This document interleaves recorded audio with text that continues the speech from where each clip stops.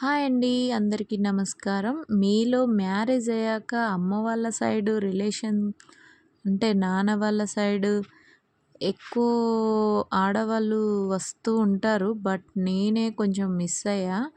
ఇప్పుడు కొంచెం లోకల్‌లోకి వచ్చడం వల్ల మళ్ళీ మా చిన్న బాపు వాళ్ళ ఫంక్షన్‌కి వచ్చిన చాలా రోజుల తర్వాత. ఇప్పుడు మా అక్క వాళ్ళు వీళ్ళందరూ మా చిన్నమ్మలు, పిన్నిలు అందరినీ చాలా రోజుల తర్వాత గ్రూప్‌లో నేను కూడా యాడ్ అయ్యా. నేను మా అక్క ఆల్సో.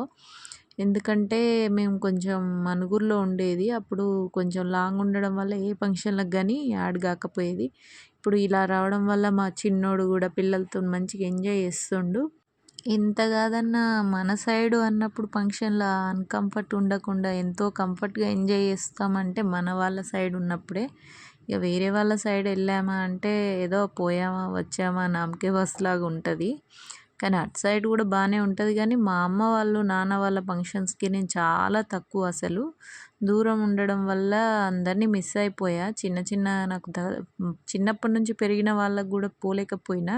ఇక ఇప్పుడు చాలా రోజుల తర్వాత మళ్ళీ మీట్ అవ్వడం, మేమందరం కలుసుకోవడం, ఈ చిన్న చిన్న ఫంక్షన్‌లల్ల వల్ల అని మా మధ్య మళ్ళీ బాండ్ అనేది పెరుగుతుంది కదా! పెళ్ళైపోవడంతోటి అసలు అమ్మాయి వాళ్ళ లైఫే అసలు చేంజ్ అయిపోతుంది. ఎందుకంటే అసలు మనం పెళ్ళికి ముందున్న ఎంజాయ్‌మెంట్లు గానీ ఏమీ ఉండవు. ఒకప్పుడు నేను ఈ ఫంక్షన్ చూసేసరికి మా డ్యాడీ మాకు చేసిన ఫంక్షన్స్ గానీ, చిన్న చిన్న సంబరాలు గానీ గుర్తొస్తాయి. మ్యారేజ్ అయిపోయాక ఆఫ్టర్ లైఫ్ వేరే అయిపోద్ది. అందుకే ముందే లైఫ్ అంతా ఎంజాయ్ చేసేయాలి. మ్యారేజ్ తర్వాత పిల్లలు పుడతారు. తర్వాత బాధ్యతలు వస్తాయి. మనకు వీలవ్వచ్చు, వీలు కాకపోవచ్చు. అలా అలా మనం ఫ్యామిలీ మెంబర్స్ అందరికీ ఆల్మోస్ట్ దూరం అయిపోతాం. అందుకే ఇలాంటి చిన్న చిన్న సంబరాలు జరిగినప్పుడైనా మీలో అయినా మేమైనా అందరం ఫ్యామిలీ మెంబర్స్ అందరం కలిసి ఎంజాయ్ చేస్తే ఆ మజానే వేరు. ఇక చివర్లో ఐస్ క్రీమ్ తిందామని చెప్పేసి పైకి వచ్చినాం అందరం అనుకొని. ఇక్కడ పిల్లలకి అన్నయ్య పెడుతుండు.